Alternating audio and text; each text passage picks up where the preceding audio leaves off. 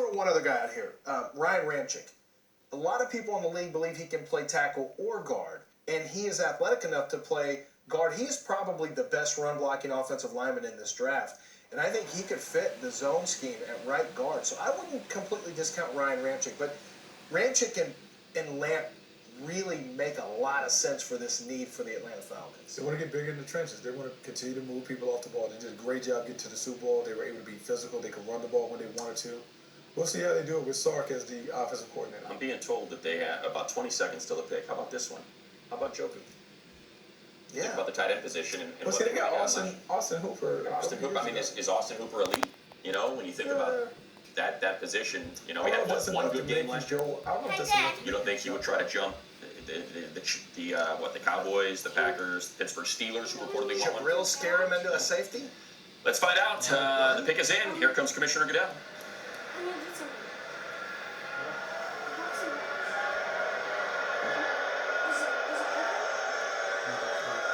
With the 26th pick in the 2017 NFL Draft, the Atlanta Falcons select Takaris McKinley, linebacker, UCLA.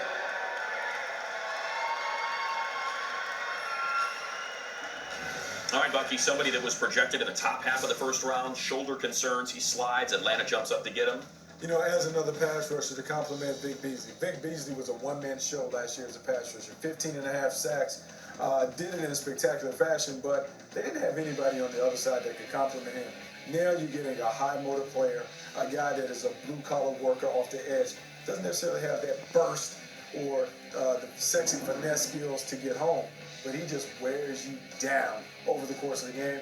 You now, on passing downs, have Vic Beasley and McKinley on the outside. For a team that should always play with the lead because their offense is so explosive, this is a recreation of the Indianapolis Colts in terms of how they were able to play from ahead and put the premium on two pass rushers on the outside. They cut that tape short on Colorado. He forces that fumble. He's on the ground. He gets back up, and he lays the block on the wide receiver. Yeah.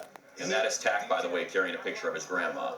I tell you what, his motor, like, he was one of the most fun guys for me to watch because I was kind of discovering him as I watched.